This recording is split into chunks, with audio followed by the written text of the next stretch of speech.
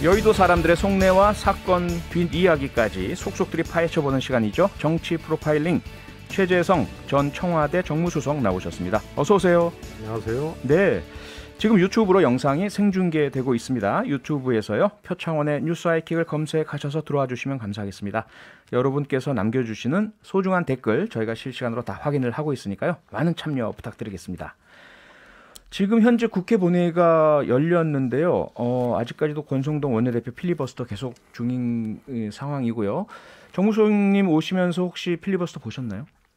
보지는 못하고요. 예. 어느 정도 뭐 그 골자 얘기는 들으셨고요. 내용.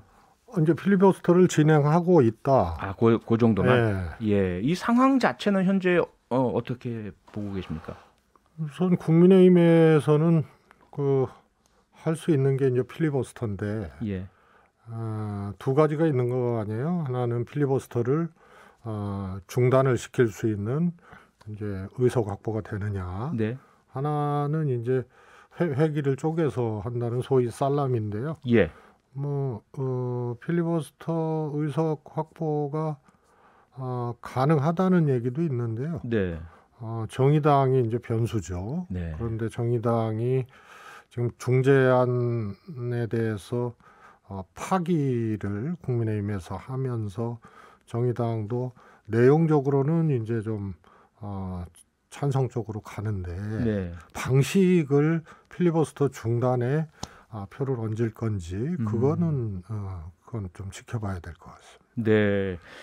더불어민주당에서 법사위 그 논의 과정에서 정의당이 요구한 선거 관련 범죄에 대한 검찰 수사에 대해서 또 시한도 늘려주는 그런 정의당의 수정안을 받아들이기도 하고 이러면서 정의당이 필리버스터 중단에 합류하지 않겠나 이런 전망도 있었지 않습니까? 그런데 이제 수석님 말씀에 의하면 아직까지는 정의당의 태도가 확실하진 않은 상황이다. 그거는 사실은 뭐 이렇게 완전히 뭐 이렇게 손에 쥔 게 아니니까요. 예. 좀 지켜봐야 될 문제고 변수라고 보는 거죠. 예.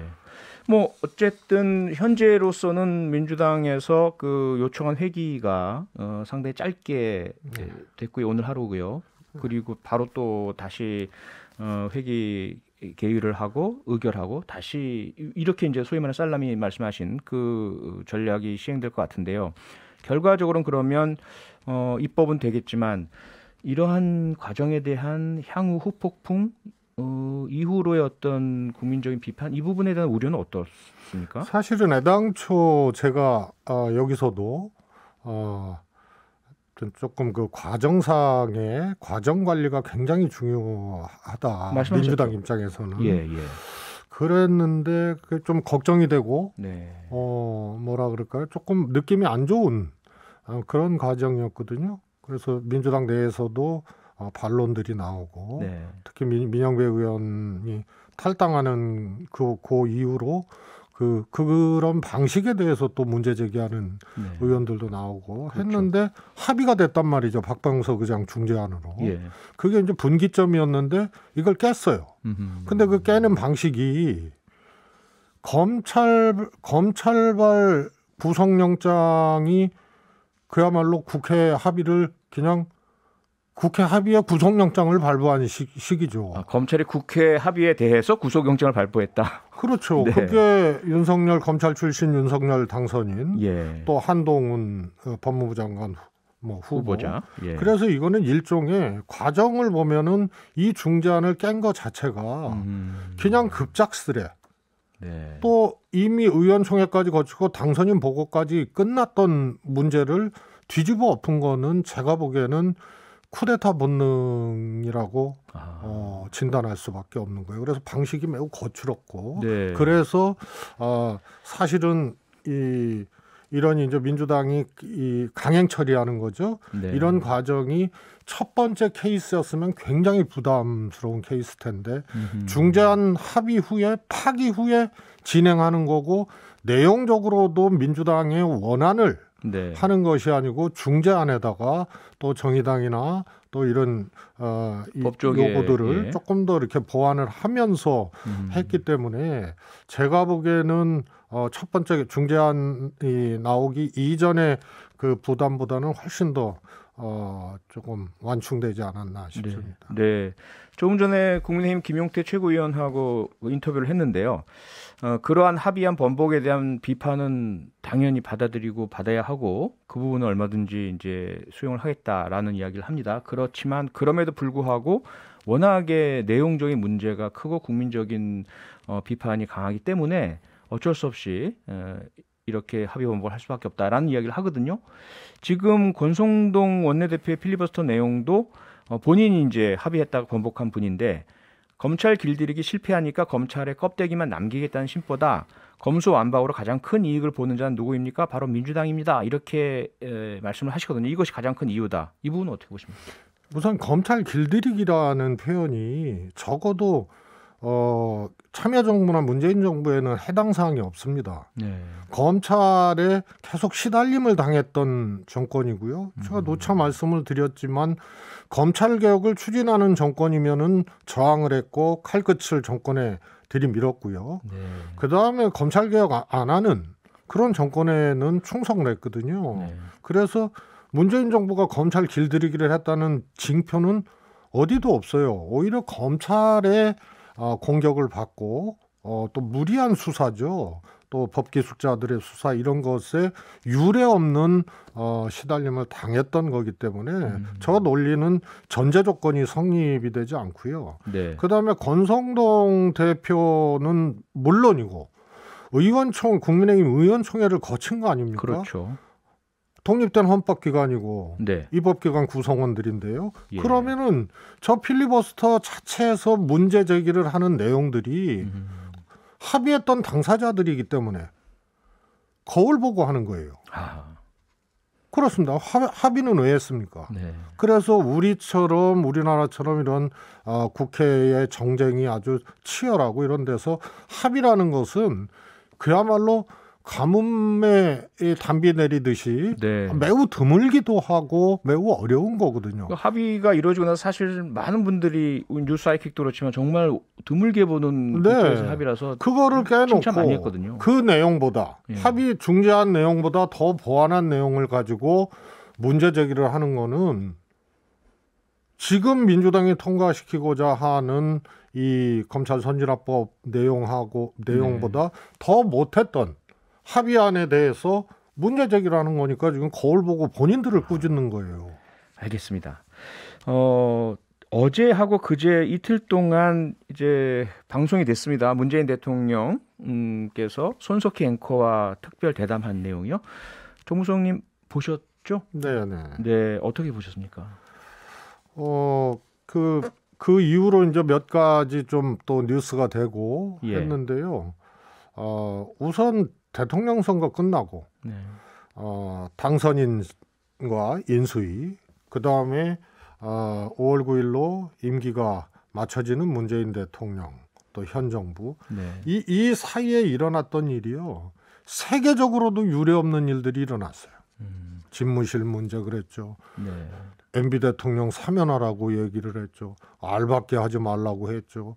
그래서 인수를 하는 게 아니고 현재 대통령으로서 또 현 정부가 해야 될 일에 대해서 엄청난 이 제동을 걸고 부담을 줬단 말이죠.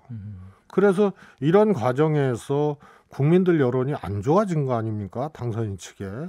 그런 것에 대해서 아마 문재인 대통령도 분명히 말씀하셨잖아요. 네. 이거 뭐 5월 9일 날 청와대 떠나고 뭐 이런 거 하나도 뭐 부담 없다. 네. 그러나 국민들의 입장에서 보면은 이 유례없는 이 당선인과 인수위의 이 어처구니 없는 행태에 대해서는 국민들 눈으로 그래도 지적을 한 게 아닌가 싶고요. 네. 검수완박도 마찬가지입니다. 대통령은 국회 합의가 된 것에 대해서 이미 뭐 기자간담회 전에 또 이 잘 됐다고 평가를 하는 것은 당연한 거거든요. 네. 그래서 국회에서 합의된 이 합의 자체가 지켜지지 않는 것에 대해서 좀 지적을 한 게 아닌가 싶습니다. 네. 뭐 지금 이제 발생하는 어떤 그 정권 교체기의 상황들 새로 당선된 측에서 무리한 요구를 많이 했고 유례 없는 일들이 벌어졌기 때문에 방송에서 이제 대통령께서 그런 언급을 좀 하셨다라는 말씀 주셨는데 그런데 뭐 보셨겠지만 언론이나 다양한 정치적인 해석들은 문재인 대통령께서 그 뭐랄까요 좀 새로운 대통령 새로운 권력에 대해서 좀 날선 비판을 하신 부분들 이런 부분들이 좀 뭐랄까 이례적이다 이런 비판도 있지 않습니까? 제가 뭐 말씀을 드렸지만요. 예. 대통령의 시각도 있을 거 아닙니까? 네. 대통령의 시각에서만 얘기를 하신 것은 아니라고 봅니다.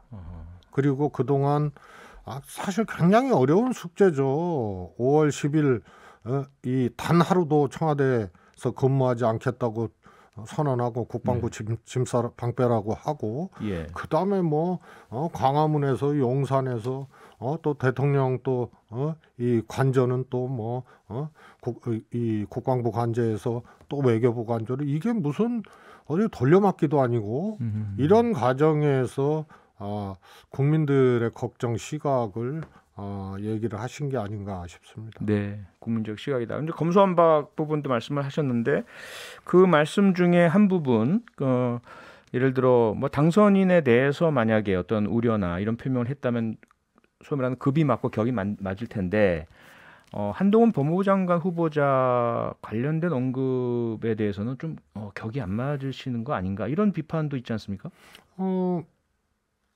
이제 질문을 하니까. 예. 이제 답변을 하신 건데요. 네. 질문에 없는 거를 끌어다가 했으면은 뭐 그랬겠지만요. 예. 그런데 주목하신 거는 사실은 국회와 국민을 상대로 법무부 장관 검사 출신 법무부 장관 후보자가 자의적 해석을 하고 뭐 기필코 저지하겠다 이런 표현을 하는 것에 대한 제기죠. 그래서 질문에 대한 답변 과정에서 네. 그 포인트는 뭐 얘기를 하신 것 같습니다. 네네. 결국은 하지만 질문에 대한 답변이셨지만은 한동훈 법무부 장관 후보자가 거기에 대해서 또 응대를 하면서 뭔가 좀 이렇게 공방이 오고 가는 듯한 이런 또 외부적인 모양새가 갖춰져 버렸지 않습니까? 이런 거죠. 한동훈 후보자는 이미 정치를 시작했어요. 예.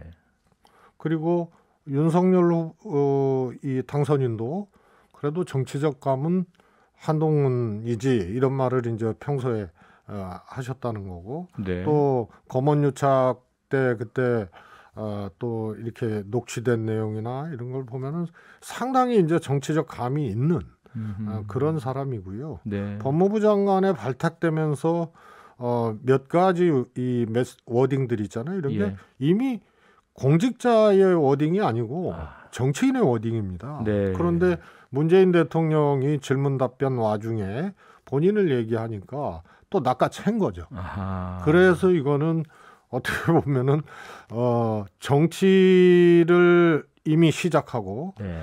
정치적인 목표와 감이 있는 이런 한동훈 검사가 그런 기질을 발휘해서 사실은 건수를 낚아챈 거죠. 네. 네, 그리고 차기 정부에 대한 이제 말씀도 있으셨는데요.